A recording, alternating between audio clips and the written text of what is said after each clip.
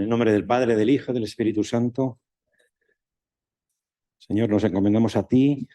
Envíanos tu Espíritu, tu gracia, para que sepamos profundizar en el libro del Apocalipsis. Señor, danos tu gracia para que nos digas lo que quieres decirnos, que entendamos lo que quieras que entendamos, y todo te lo dejamos a través de las manos de la Inmaculada. Dios te salve María, llena eres de gracia, el Señor es contigo. Bendita tú eres entre todas las mujeres, y bendito es el fruto de tu vientre, Jesús. Santa María, Madre de Dios, ruega por nosotros pecadores, ahora y en la hora de nuestra muerte. Amén. Muy bien. Pues empezamos nuestra tercera sesión de Apocalipsis. Hoy vamos a seguir con las claves de lectura que comenzamos en el mes pasado. Y vamos a ver la segunda clave, que es una lectura histórico-profética. Leer la profecía en el presente. Bueno, el Apocalipsis de Juan, como ya hemos dicho en varias ocasiones, y el mismo libro lo dice al inicio y al final, es un libro profético, el único profético en el Nuevo Testamento, que se presenta como tal y que menciona a los profetas bíblicos, principalmente a Daniel, a Ezequiel y al tercer Isaías. Podemos ver dos rasgos característicos. Señala San Juan al comienzo y al final de su libro que lo que nos está mostrando es un mensaje profético en el capítulo 1 y en el capítulo 22, y también en lo que podía leerse como su firma al final. Recuerda que su mensaje ha tomado la forma de un libro que pide ser recibido como un escrito profético. La visión inaugural tiene todos los elementos propios de un escrito profético.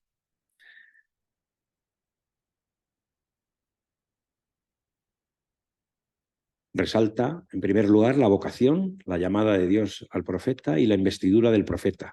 Hay una teofanía, una visión y una audición. El mandato de escribir, de ponerlo por escrito. Y también el sentimiento de indignidad del vidente. Y finalmente, la confirmación de su misión. Juan es un verdadero profeta, enviado por Dios para invitar al pueblo a la conversión y dirigirle una palabra de aliento en la prueba. No cabe duda de que el Apocalipsis es una profecía, pero ¿cómo tenemos que entender e interpretar la profecía?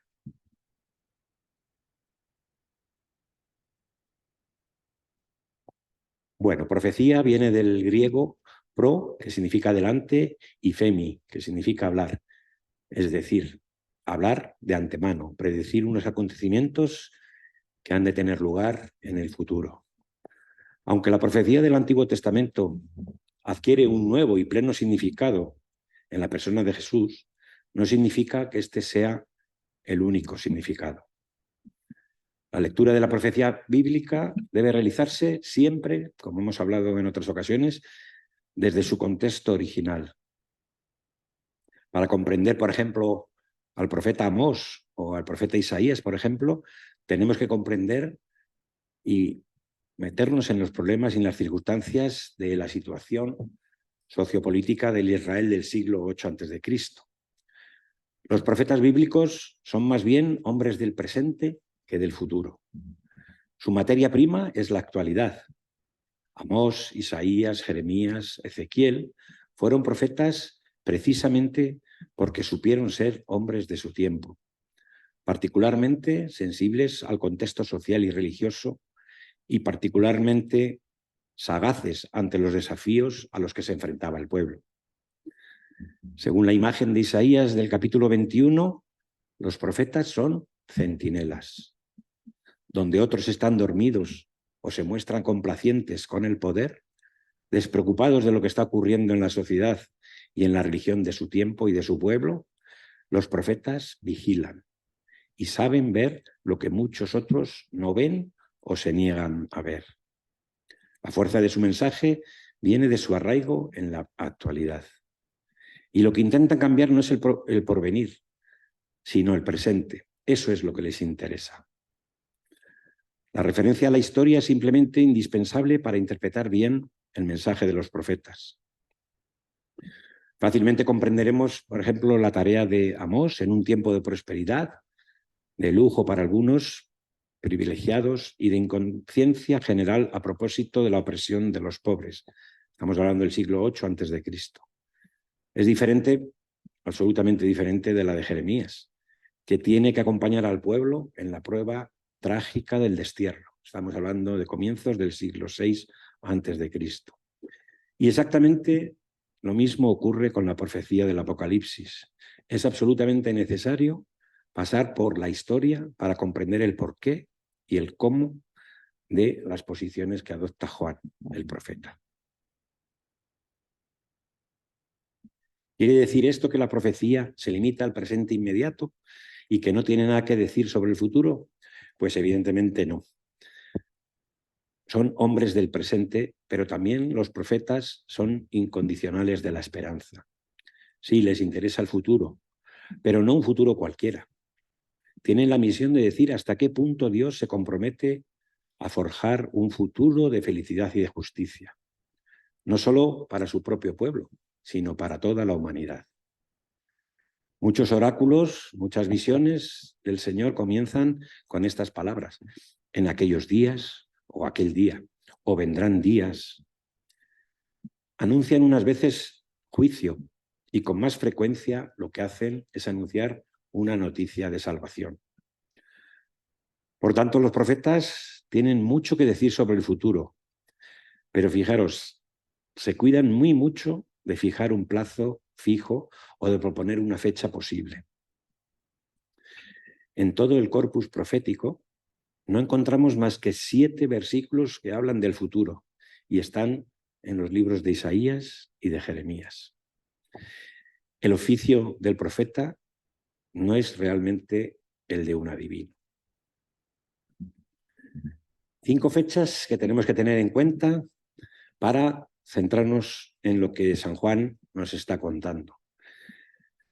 Primero, bueno, en los años 30, evidentemente, la muerte y la resurrección de Jesús. En los años 60, el emperador Nerón, con el martirio de Pedro y de Pablo y la persecución de los cristianos.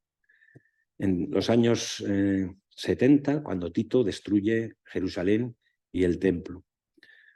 Luego le sustituye en el poder Vespasiano, que va a crear una serie de persecuciones y problemas tanto con los judíos como con los cristianos. Van a ser acusados los cristianos injustamente por los judíos y por los romanos. A partir del año 81 sube al poder Domiciano, que impone una práctica del culto al dios emperador. Los cristianos se vuelven sospechosos y son objeto también de persecución. Todas estas fechas están muy en la mente de San Juan. Juan habla de la gran prueba con estas palabras: han lavado sus vestiduras y las han blanqueado con la sangre del Cordero. Es claramente una alusión a la pasión del Cordero de los años 30 y al martirio de los cristianos desde los años 60 en adelante. Se trata de una crisis extrema. Ya dijimos que toda la apocalíptica nace siempre en momentos de crisis.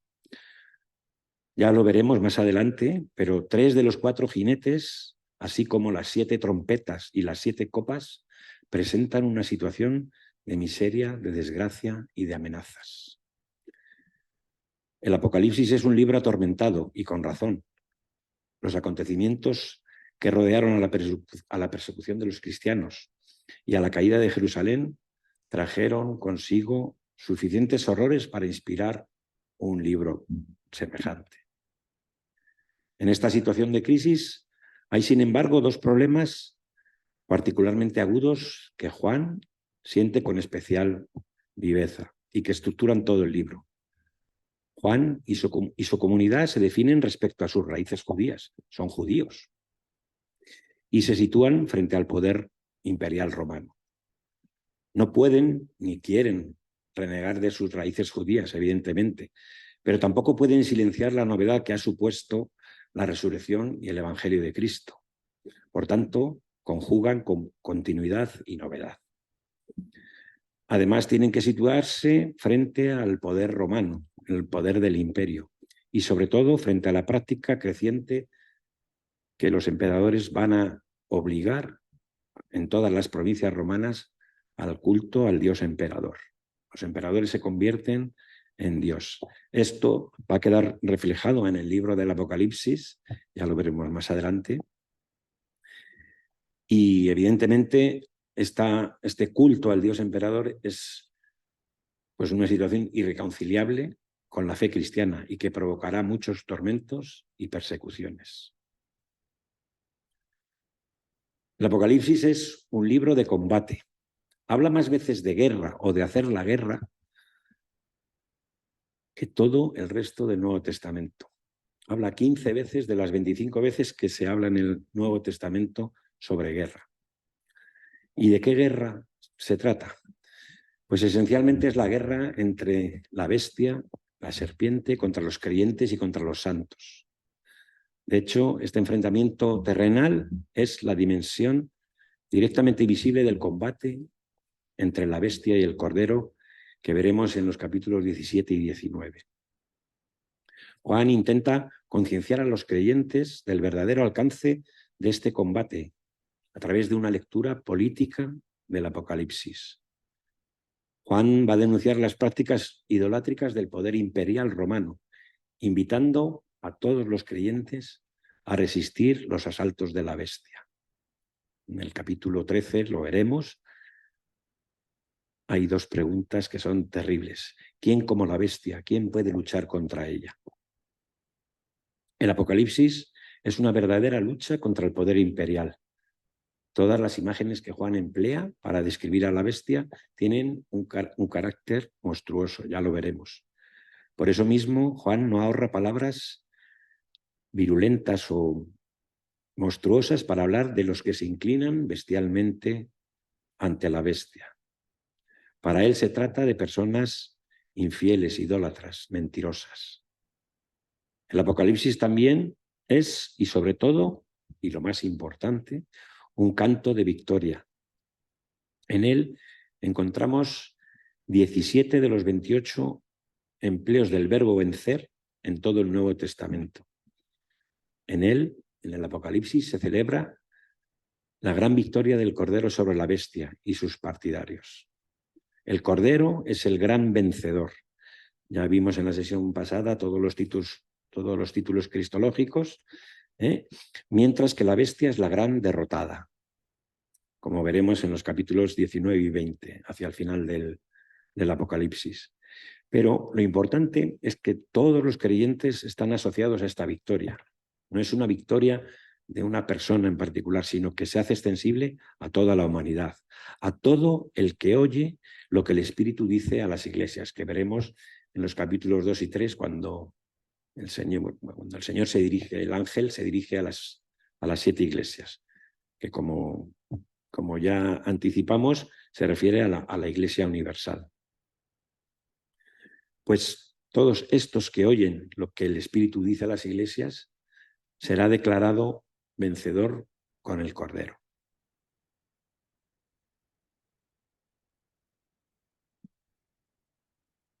El Apocalipsis es un libro de actualidad, pero un libro de actualidad para los años 90, es decir, para el siglo I después de Cristo.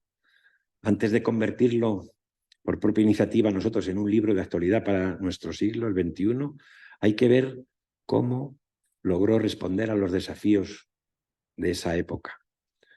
No olvidemos que fue un libro acogido efectivamente por una comunidad, por la comunidad cristiana, y luego recibido más tarde en el canon, precisamente porque respondía a los interrogantes, a las dudas, a las inquietudes y a las necesidades de una comunidad que estaba siendo perseguida, que estaba siendo martirizada y que necesitaba escuchar palabras de parte de Dios, palabras de esperanza. Leer la profecía en presente, en el caso del Apocalipsis, nos lleva, como he dicho antes, indefectiblemente al siglo I. Los acontecimientos que se narran en el Apocalipsis ya han tenido lugar, excepto los últimos dos capítulos, el 21 y el 22, que de forma muy clara se refieren a acontecimientos que ocurrirán al final, en el fin.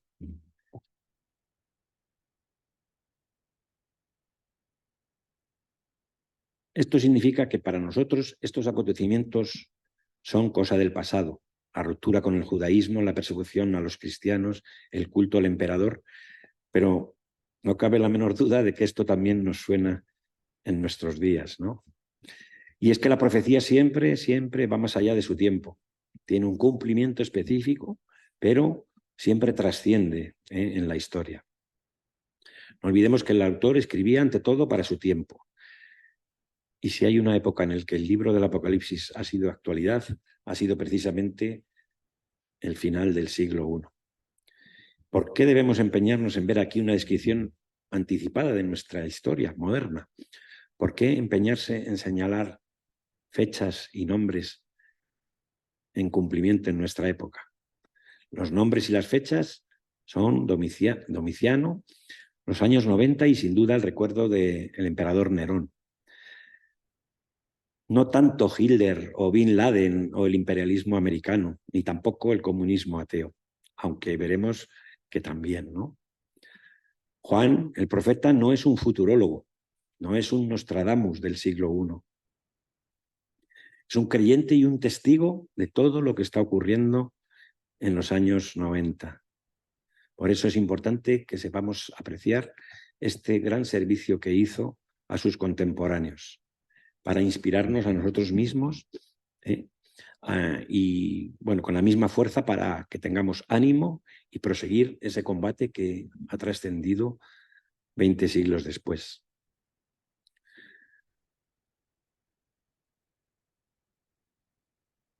Bueno, hemos pasado de la segunda clave y ahora vamos a ver la tercera clave, que esta a lo mejor es más llamativa, más interesante, porque vamos a hablar de cifras y de colores, ¿no? Es una lectura simbólica. Bueno, ya sabemos que el Apocalipsis habla por medio de imágenes y un gran abanico de recursos cromáticos y sonoros, incluso visuales. Penetrar en el mundo del Apocalipsis es entrar en un mundo, en un universo fantástico en el que los símbolos van a ir encadenándose y entrelazándose, sin dejarnos nunca respiro a los que lo leemos. Es como si fuera un videoclip. Juan utiliza un número impresionante de registros simbólicos. Los colores, las cifras, las figuras de animales, los astros y los elementos cósmicos, convulsionados en una agitación profunda, gravitando alrededor de la Tierra, y a la vez mostrándonos un mundo celestial, un mundo donde la corte y los ángeles están adorando al que está en el trono. También vamos a ver símbolos sacados directamente del lenguaje religioso y cultural del Antiguo Testamento. Tener en cuenta, si lo repito otra vez, Juan es judío y está escribiendo para judíos.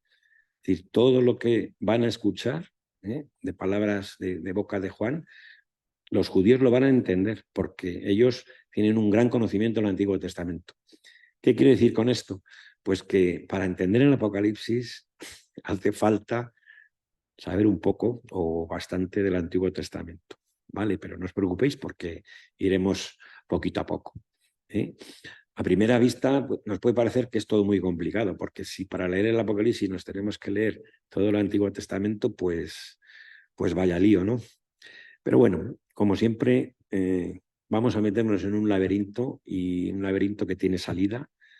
Con la ayuda del Señor y del Espíritu con que fue escrito este libro, pues vamos a ser capaces de poder, bueno, entender lo que Dios quiere decirnos, ¿no? También para nuestro tiempo.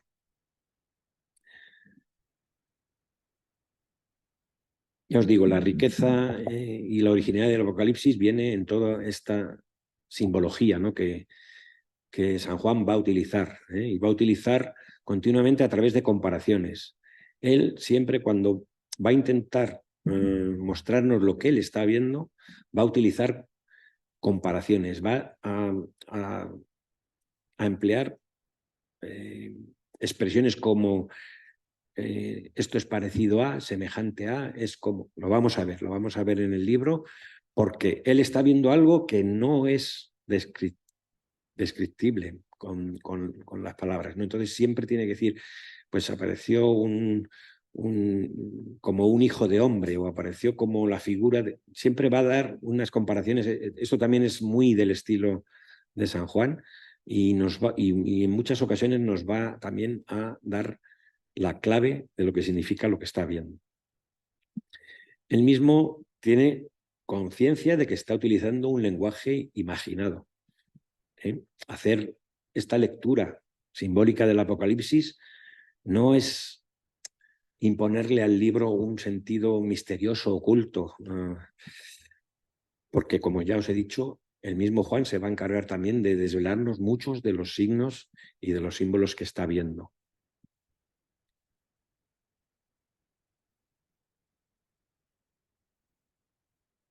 Bueno,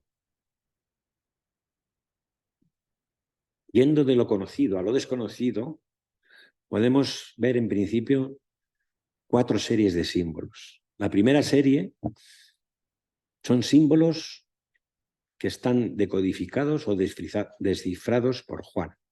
Por ejemplo, en el capítulo 1 nos habla de las 7 estrellas y los 7 candeleros. Esto significa la totalidad de la Iglesia de todos los tiempos, porque sabemos que, bueno, si no lo sabemos, lo veremos ahora después, porque vamos a hablar de cifras y de números, que el número 7 siempre en la Biblia expresa totalidad y plenitud. Es decir, que 7, cuando vemos el 7, significa que es totalidad, ¿vale? Entonces, las 7 estrellas y los 7 candelabros está hablando de la totalidad de estrellas y totalidad de candelabros. Se está refiriendo a la Iglesia, evidentemente. En el capítulo 11 leeremos cómo Juan nombra a Jerusalén como Sodoma o incluso como Egipto, ¿no? Nombres poco halagadores. Sodoma, una ciudad perversa y sanguinaria que es destruida por Dios, y Egipto, que es un país de opresión y de esclavitud. Luego está la gran cifra del Apocalipsis, que es el 666, que es la cifra de la bestia. Y Dios sabe todas las dificultades que entraña esta cifra, ¿no? La interpretación de esta cifra. Pero no puede decirse que el autor no nos haya prevenido antes, como ya veremos cuando entremos en la lectura del libro. Juan nos dice, cuando habla de la cifra de la bestia, nos dice, aquí se requiere sabiduría. Es decir, se requiere que estemos muy abiertos a lo que el Espíritu nos quiere decir en ese momento. Juan, de una forma física, se está refiriendo evidentemente al poder imperial romano, con Nerón a la cabeza y con los siguientes emperadores. En el capítulo 17 veremos que habla de la Gran Babilonia, la Gran Ramera. Juan la denomina un misterio. Porque si Babilonia significase sencillamente Babilonia, tal y como nosotros conocemos, no habría ningún misterio. Babilonia para Juan es Roma. En el capítulo 17, en el versículo 5 empieza a hablar de la Gran Babilonia y en el versículo 9 habla de las 7 cabezas, que son 7 colinas sobre las que se asienta la mujer. Sabemos que en Roma hay 7 colinas, ¿no? Juan está repitiendo que está refiriéndose a Roma.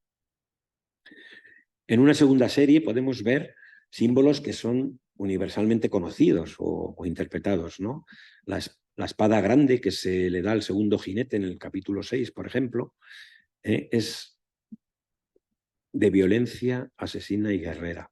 Los 4 vientos o los 4 extremos de la tierra es está refiriéndose, lo vamos a ver con más detalle, pero bueno, lo avanzo un poquito, simboliza alcance universal o global, al conjunto de la tierra habitada. Una tercera serie son símbolos del Antiguo Testamento. Es la serie más importante y proviene de todos los libros proféticos y de todos los libros del Antiguo Testamento. Juan va a utilizar, como no puede ser de otra manera, porque es judío y conoce perfectamente lo que hasta ese momento es la palabra de Dios, que es el Antiguo Testamento, va a utilizar muchos nombres y muchas situaciones provenientes del Antiguo Testamento: Hijo del Hombre, el árbol de la vida, el maná oculto, el cordero, los dos testigos. Evidentemente aquí todo va a depender un poquito de nuestro conocimiento que tengamos cada uno de nosotros del Antiguo Testamento. Para los judíos ya os digo que están muy familiarizados y el texto de Juan para ellos es muy significativo. Pero bueno, nuestra tarea es de paso leer también el Antiguo Testamento, ¿no? Y la última gran serie que podemos ver en el libro del Apocalipsis son símbolos genuinos propios de Juan, fruto de su imaginación. Él los ha creado.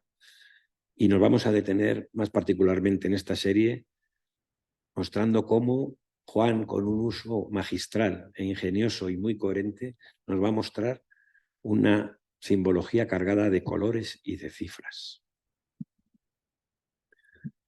Bueno, empezamos por los colores. Supongo que habéis leído el Apocalipsis y enseguida lo primero que vemos es que aparecen a lo largo del libro, salen muchos colores, colores muy vivos, muy sugestivos. Por ejemplo, en el pasaje del capítulo 6, cuando comienzan a salir los 4 jinetes famosos del Apocalipsis, pues vemos a cada caballo con un color, ¿no? Y cada uno de los colores nos va a revelar la actividad del caballo y de su jinete. En el cuadro que os he puesto en la diapositiva hay 2 tipos de símbolos, digamos, los que están en verde, que son los positivos, y los que están en rojo, que son los negativos. Vamos a empezar por los negativos, el segundo caballo. El segundo caballo es un caballo rojo, símbolo de fuerza asesina, que pondrá fin a la paz en la tierra. El color rojo siempre está universalmente considerado como el color, evidentemente, de la sangre, ¿no? O el derramamiento de sangre. Por tanto, podemos hablar que el rojo simboliza el poder sanguinario, las persecuciones, el martirio, las ejecuciones. El tercer caballo es un caballo negro. Bueno, no lo he dicho, el caballo rojo evidentemente está reservado al dragón, a Satanás, ¿no? Lo demoníaco, el mal supremo, la perversión máxima, ¿no? Tercer caballo, como os decía, es un caballo negro.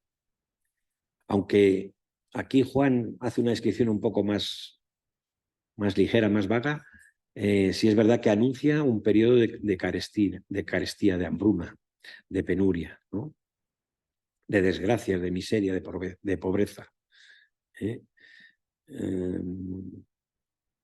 Luego el cuarto caballo que aparece es un caballo amarillento o pálido, pajizo, que dicen algunas traducciones. Y el apodo que se le da no deja lugar a dudas de sus intenciones asesinas, porque es el único que San Juan nombra con un sustantivo, es la muerte. El fin de la vida. También puede ser enfermedad, epidemia, pandemia, en fin.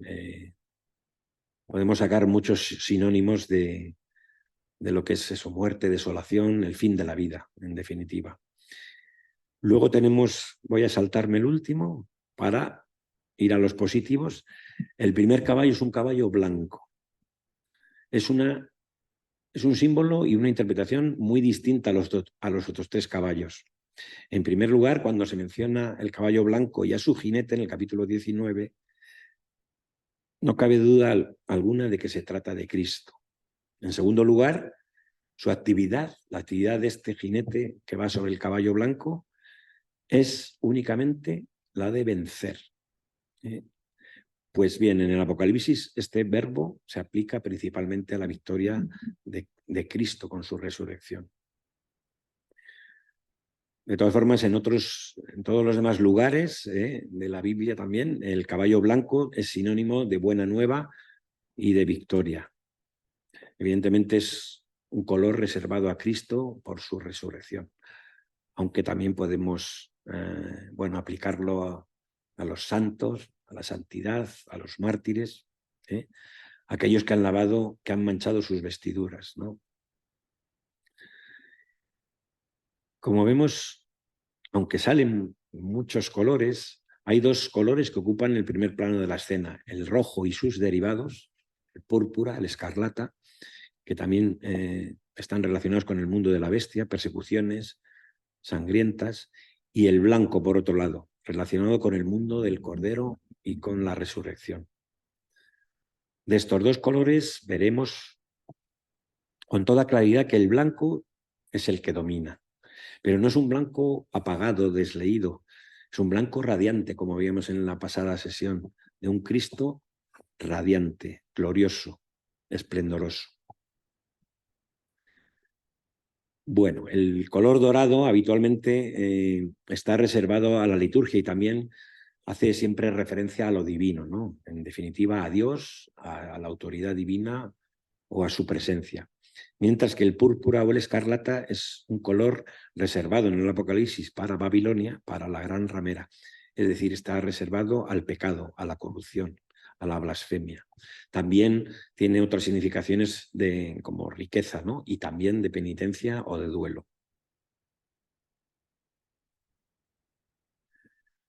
Números. Bueno, más aún todavía que los colores, los números ocupan una gran parte del simbolismo de Juan. En el uso de los números, Juan se pone por delante de todos los libros del Nuevo Testamento y del Antiguo Testamento, excepto un único libro que habla de más números que San Juan, que es el libro de Números, en el Antiguo Testamento, no en el Pentateuco. El número 1. El número 1 muestra una idea de primacía, de unidad. El alfa, el primero, siempre referido a Dios, a Cristo. Primero, protos, aparece 18 veces de un total de 92 en el Nuevo Testamento. El número 2 significa dualidad, contraste. Validez o nulidad, comunión o división, equilibrio o caos, bien o mal, luz o tinieblas, verdad o mentira, amor u odio. El número 3, Juan no lo emplea nunca como una cifra absoluta. En otros ámbitos, el número 3 significa el mundo de Dios, la manifestación de Dios o el cielo. En Juan, el 3 tiene otro significado y está representado siempre por el artículo tercero, en la numeración, por ejemplo, de las series. El tercer vidente, el tercer sello, el tercer ángel. Y también por su fracción correspondiente. Un tercio, la tercera parte. Tercero, un tercio trito, se emplea 23 veces de un total de 48 en el Nuevo Testamento. Al emplear una fracción, Juan quiere indicar los límites reales de los fenómenos. Lo mismo ocurrirá para la muerte de los seres humanos del capítulo 9, que el otro día os preguntábamos qué significa no toques salvo un tercio de la tierra, no dañes más que un tercio de la tierra. Pues bueno, lo veremos cuando entremos en el libro en sí, pero bueno, lo anticipamos un poquito. El primer tercio siempre, bueno, la mayoría de las veces es sinónimo de mala noticia, ¿vale? Pero los otros 2 tercios, es decir, el doble, permiten albergar esperanza. Media hora, un tiempo, tiempos, indican siempre un tiempo limitado, un tiempo restringido, un tiempo que tiene un principio y un fin, que no es indefinido. El número 4. 4, tesares, aparece 29 veces en el Apocalipsis de San Juan, de los 41 que aparecen en este número en el Nuevo Testamento. Está representado por los 4 ángeles de pie de los 4 extremos de la tierra, que sujetan los 4 vientos del mundo. Están relacionados de alguna manera con los 4 puntos cardinales. Luego, la intervención de los ángeles en cuestión es considerada como si fuera la acción o la repercusión en el conjunto de todos los habitantes de la Tierra. 4 es la cifra de la Tierra habitada. Podríamos decir, en cierto modo, que el 4 simboliza la humanidad, la creación, lo terrenal. Pero sobre todo, el 4 está representado en San Juan por la figura de 4 vivientes o 4 seres que repite San Juan en el capítulo 4, en el 5, en el 6, en el 7, en fin. Son seres creados por Dios que han llegado a su presencia. Lo veremos que tienen ojos por delante y por detrás. Es decir, ojos por delante y por detrás en la simbología bíblica significa que tienen pleno conocimiento. Están en continua presencia de Dios y tienen pleno conocimiento.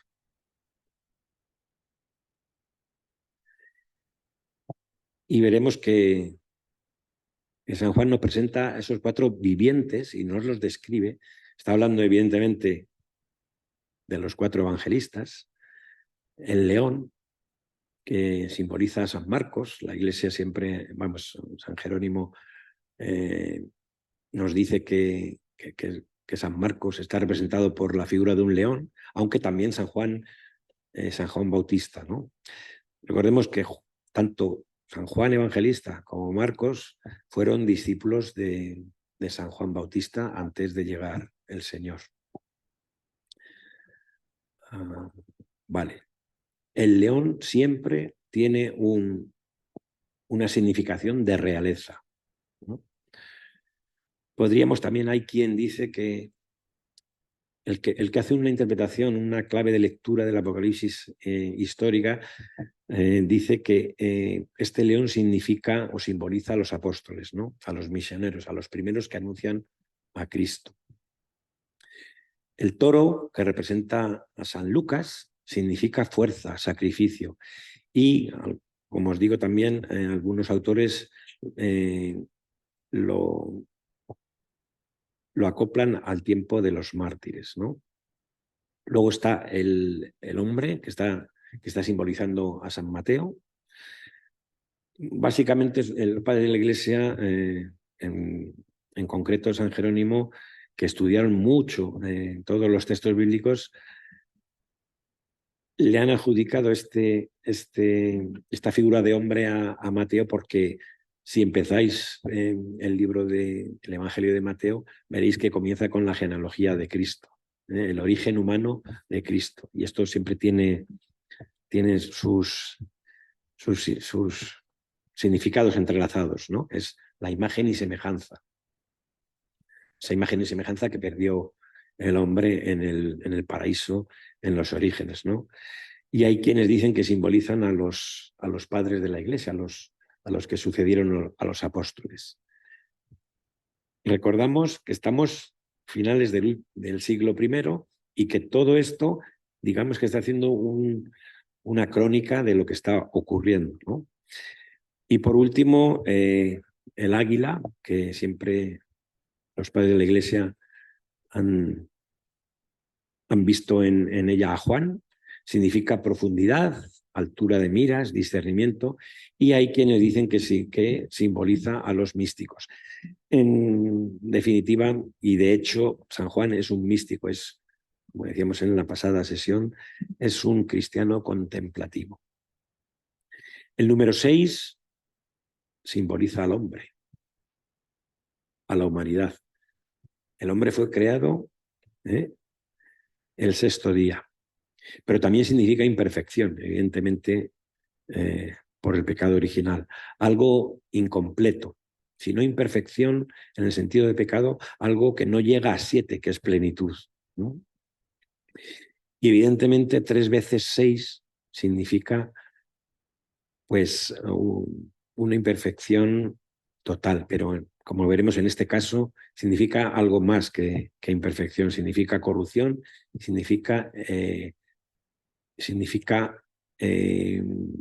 un mal supremo, ¿no? El 7 es el número de San Juan por antonomasia, ¿no? Hepta es la cifra bíblica por excelencia y predilecta de San Juan. La utiliza más de 54 veces a lo largo de todo el Apocalipsis, mientras que en todo el Nuevo Testamento se emplea 87 veces. Es decir, que San Juan solo en un libro emplea el 60% de las veces que se emplea el número 7. Este símbolo numérico de San Juan comienza desde el principio del Apocalipsis, desde los primeros versículos, con la mención a las 7 iglesias de Asia y a los 7 espíritus. Y avanza por todo el libro hasta el capítulo 21, con los 7 ángeles que tienen las 7 copas llenas de las 7 últimas plagas. Como digo, en total 54 empleos del número 7, con no menos de 12 significaciones o conceptos que designa San Juan con este número. Y lo utiliza sobre todo para hacer series, ¿no? Los septenarios, que es una originalidad de Juan, para explicar el proceso de la historia. Bueno, como ya hemos dicho, el 7 está atestiguado en la Biblia como la cifra de la perfección o de la plenitud, ¿no? 7 son los días que utilizó el Señor para la creación, y el 7º es el día del reposo, ¿no? Del Señor. Los 7 brazos del candelero de Moisés, que podemos leer en el libro de Éxodo, o las 7 manifestaciones del Espíritu, que también podemos leer en Isaías. Es decir, todo el 7 recorre toda la Biblia, ¿no? Es un símbolo de plenitud. En la mayor parte de los casos, el número 7 es una cifra de buen augurio, que indica excelencia, perfección o un ideal a alcanzar. 7 también es la perfección para los judíos, ¿no? Por ser la suma de 3 más 4, estando 3 el número asociado al mundo de Dios o al cielo, y el 4 al mundo del hombre o la tierra. Bueno, el número 10 es un conjunto completo, y también sus múltiplos, ¿no? Que expresan pues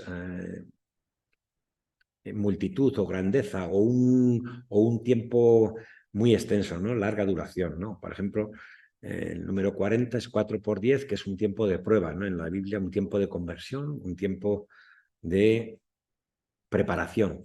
De hecho, nosotros en la iglesia tenemos el tiempo litúrgico de la Cuaresma, que son también 40 días, y tenemos también las 4 semanas, ¿no? de Adviento, ¿no? Luego también 1000 millares, que es una cifra redonda para designar multitud, para designar una cantidad ingente, ¿no? de tiempo, de personas. El 12 también es un número y sus múltiplos muy utilizado por San Juan. Ya veremos cómo habla de las 12 puertas y las 12 murallas. Es una cifra muy conocida en los evangelios. Mateo la utiliza 13 veces, Marcos 15 y Lucas 12. En el Apocalipsis aparece no menos de 23 veces. Es la cifra por excelencia del pueblo de Dios. Son las 12 tribus de Israel y también los 12 apóstoles, ¿no? Las 12 piedras de la vestidura litúrgica que llevaban los sacerdotes en el tiempo de Moisés, ¿no? Que podemos ver en el libro de Éxodo. Las 12 fuentes de plata, las 12, en fin, toda una descripción con el número 12 que también aparece en el libro de los números, ¿no?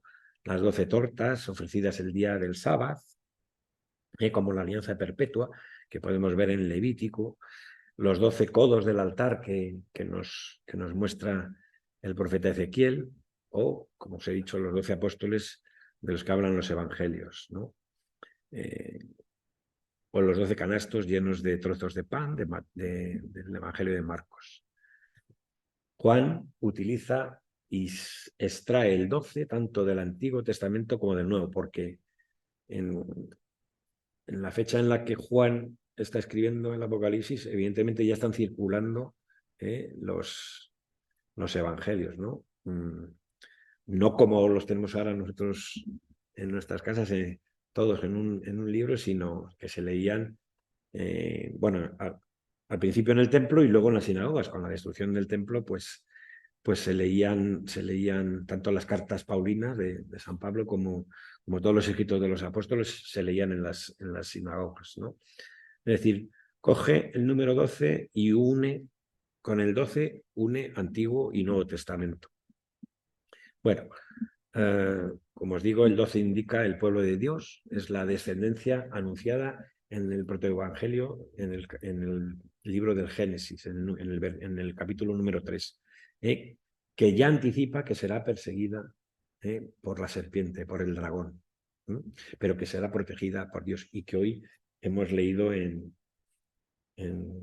las lecturas de la Inmaculada, ¿no? 24, que es un múltiplo de 12, también es una exclusividad del Apocalipsis. En fin, esto cuando vayamos leyendo el libro, pues lo iremos viendo y lo iremos... pero bueno, esto es una idea a priori para que cuando entremos, pues no nos suene extraño, ¿no? Voy a terminar porque si no se nos dan... Voy a terminar aquí porque había seleccionado el dar un pequeño flash sobre 3 números muy importantes, que son los 144.000, la cifra de la bestia y el reinado de 1000 años de Cristo, pero no sé si, bueno, voy a ver si en 5 minutos soy capaz de por lo menos exponerlo, ¿no? Las cifras, los números en la Biblia nos dan un orden de magnitudes, pero no hay que mirarlas con un rigor matemático, ¿vale? No siempre significan lo que nosotros estamos acostumbrados a interpretar, ¿no? Como va a ocurrir con todo el Apocalipsis. Tenemos que despejar nuestra mente y, como dije en la primera sesión, abrir el corazón, porque no es lo que nosotros queremos interpretar, sino lo que Dios nos quiere transmitir a través de Juan, ¿no? El mismo Jesús utilizó también el número 7 cuando Pedro le pregunta: Señor, ¿cuántas veces tenemos que perdonar? Y le dijo: no te digo una, te digo hasta 70 veces 7. Que no significa que tenemos que perdonar 490 veces, sino que tenemos que perdonar siempre. El 7 implica totalidad o plenitud, ¿vale? Bueno, muy rápidamente, los 144.000 es un número que algunas confesiones cristianas han adoptado, mezclando lo que es la palabra de Dios con un cierto gnosticismo, para significar que esos son el número de los únicos que se van a salvar. Evidentemente esto choca radicalmente con la unidad de la Escritura, porque Dios no se cansa de repetir que quiere la salvación de todos los hombres. Sería absurdo que Dios montara todo este tinglado para salvar a 144.000 personas, de los millones que han nacido y nacerán a lo largo de toda la historia, ¿no? Pero bueno, es que no me da tiempo, pero bueno, no quiero hacerme muy largo, entonces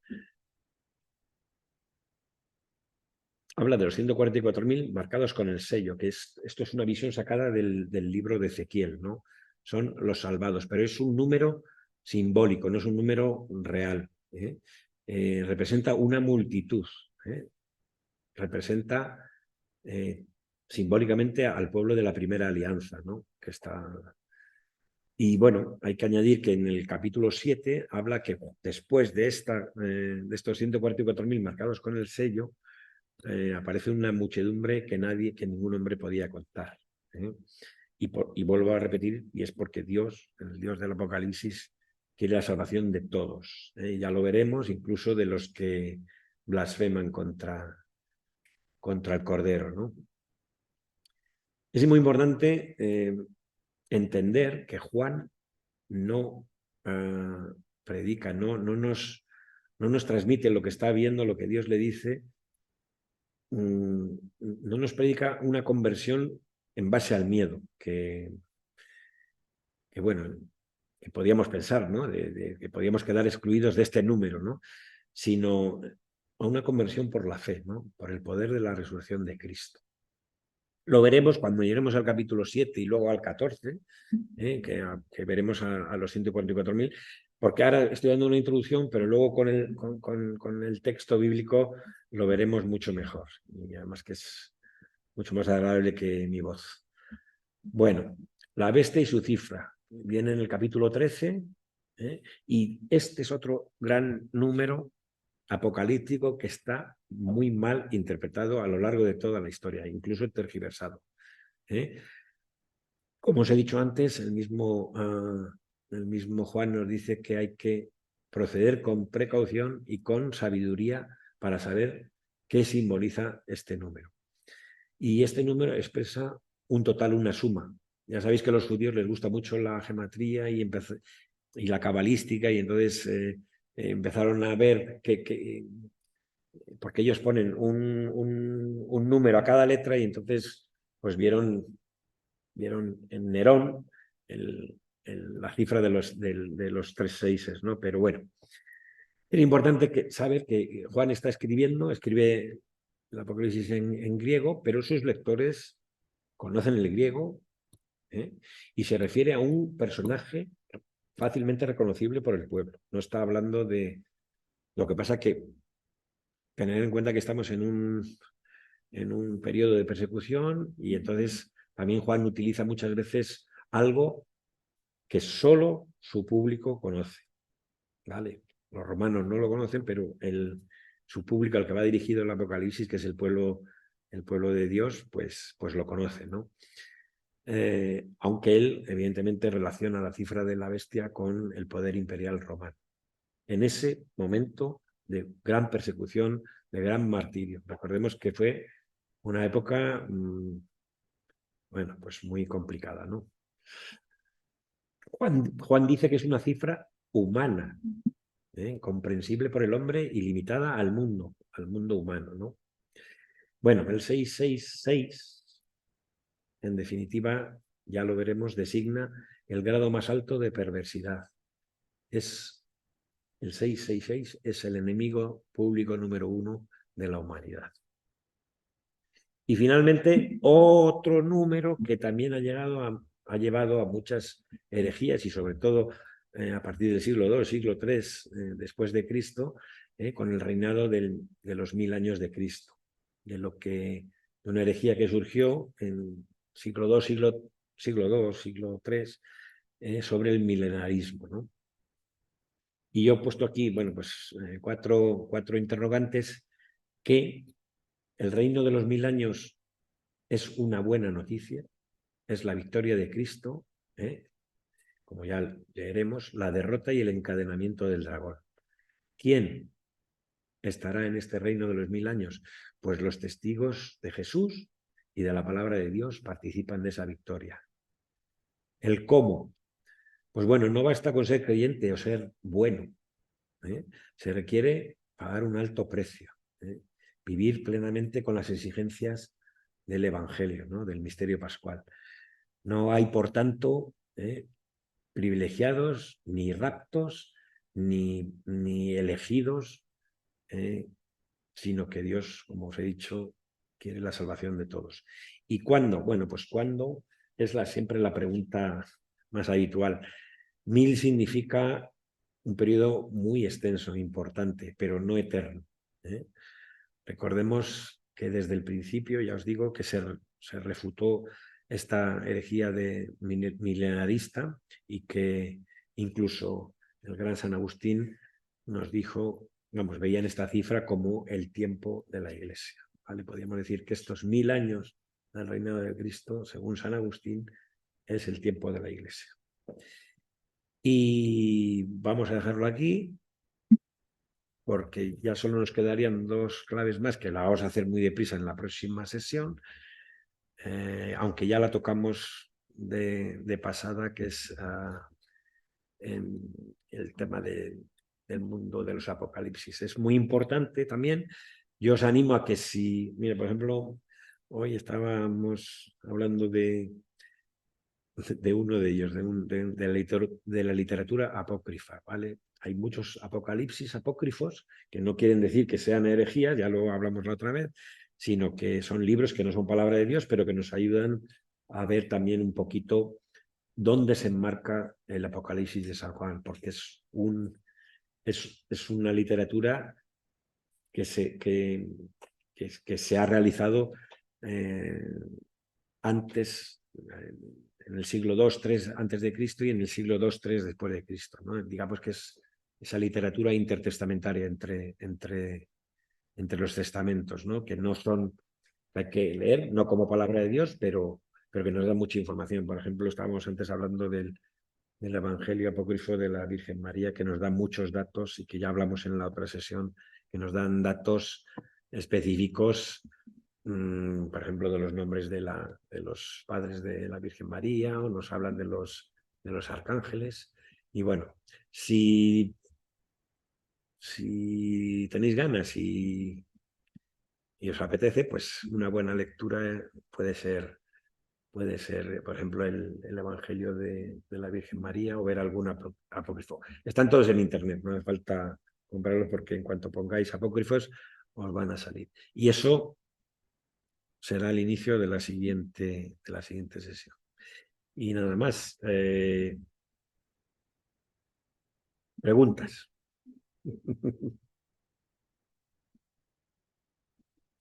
Ya han estado diciendo a través de WhatsApp que no podían bajar por el día que hacía, pero que esperan que se grabe para que lo puedan ver. Pero yo me refería a preguntas de otro tipo.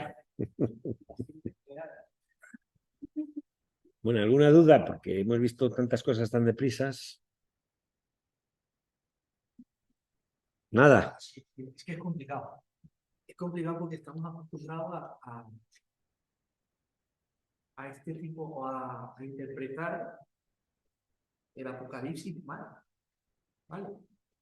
Entonces, más que dudas, es alguna recomendación para poco a poco ir cambiando ese chip de... Nos meteremos. La idea principal es terminar con esta gran introducción, porque es necesario, porque si no luego va a ser un galimatías, pero todas estas sesiones que estamos dando antes de entrar de lleno en el Apocalipsis nos van a servir cuando empecemos a leer, a hilar un poco las cosas, ¿no? Y de todas formas las explicaremos en ese momento y habrá preguntas y veremos cómo todo encaja. Nada hay casual ni en la Biblia y tampoco en el Apocalipsis. Es decir, todo lo que está puesto lo ha puesto Dios a través de los agiógrafos para que la Iglesia, a lo largo de su historia, pues lo lea, lo relea y bueno, y lo más que, ¿no? Pero bueno. El tema de claves si Apocalipsis os asusta porque no conocemos significados, símbolos, colores, números. Pero una vez cuando lo coges, la mentalidad judía para ver cómo hay que interpretar las cosas, que hay que meterse un poco en el clima del pueblo judío en la época de Jesucristo. En qué momento lo vas a entender muchísimo más la Apocalipsis. Estas claves de hoy me parece que son lo más importante. Si hacemos la historia, nos podemos conocer, pero si queremos conocer el texto y que nos quiere manifestar San Juan en Apocalipsis, estas claves de hoy que hemos escuchado, a mí me pareció la clase magistral, es la más importante para entender la Apocalipsis. Y no es tan difícil, simplemente es que como los jóvenes que mandan WhatsApp, probablemente no, que te reducen las palabras que cuando lees a los jóvenes no saben de qué me hablan. Pero cuando descifras todo lo que están en los símbolos de los jóvenes que están hablando, el WhatsApp y lo entiendes, el siguiente WhatsApp será mucho más fácil. Es lo mismo que pasa con la Apocalipsis. Entendemos el número 766, el número 7 que es perfección, que después el número colores, blanco, rojo, al final vas a entender. Estas introducciones son un poco más pesadas, pero cuando entremos en el Apocalipsis vamos a disfrutar un montón, ya lo veréis. Y es que es apasionante, pero hace falta entrenar antes para luego poder jugar bien el partido, porque si no nos meten una goleada y no nos vamos a enterar. He querido poner estos tres ejemplos de números, el milenarismo, el 666 y los 144.000, porque han sido objeto de muchas tergiversaciones, y hace falta que nosotros como católicos demos razón a nuestra fe. ¿Por qué es esto que dice la Iglesia y no es lo que dicen otras personas? De la misma forma que el Apocalipsis no es lo que vemos en las películas, es otra cosa. Primero es palabra de Dios y segundo que es un mensaje absolutamente de esperanza. No habla de, yo lo repito siempre, no habla de catástrofes ni de que Dios va a castigar a la tierra y que va a matar a... O sea, es que el Apocalipsis no habla de nada de eso. Así es que espero que, bueno, lo dicho, deberes para estas Navidades, pues aparte de villancicos y de ir mucho a misa, pues si queréis echarle una lectura a algún libro apócrifo y tal, lo digo porque podéis entrar en Apocalipsis, pero bueno, con pies de plomo si queréis. Pero vamos, yo leería el libro de Enoc o el libro del Evangelio de la Virgen o... Hay muchos que nos dan, o sea, no es palabra de Dios, pero nos dan algunos datos para saber dónde se encaja la apocalíptica, que es un tipo de literatura muy habitual en el mundo antiguo, ¿no? Que el Apocalipsis no es un libro que surgió así, sino que está dentro de un sistema literario, ¿no? Utilizado en la antigüedad. Así es que nada. Algunas iglesias protestantes ni admiten la Apocalipsis. No entran en el canon de libros literarios. No lo comprenden, porque hablan de apócrifos, de Apocalipsis como apócrifos, sí, que no sí, es dentro del Nuevo Testamento. Por eso cuando estas apócrifos, que son evangelios, que hablan de la vida del niño pequeño, de Jesús pequeño, que está modelando unos pájaros, después lo tira para arriba, todos están volando. Pues son cosas simbólicas que cada uno manifiesta aquí. Pero si volvemos a escuchar a Alberto en internet lo que nos dijo sobre las claves, estas tres claves importantes de la Apocalipsis, la próxima lectura del Apocalipsis será mucho más fácil. Bueno, pues lo dicho, si queréis entrar también en Apocalipsis, pues nada, lo leemos en estas Navidades y luego empezamos ya en enero, empezaremos ya a disfrutar del Apocalipsis. ¿Vale? Pues nada, los de YouTube, muchas gracias a los que nos veis desde casa. Volvemos a decir que es bueno que nos veamos las caras.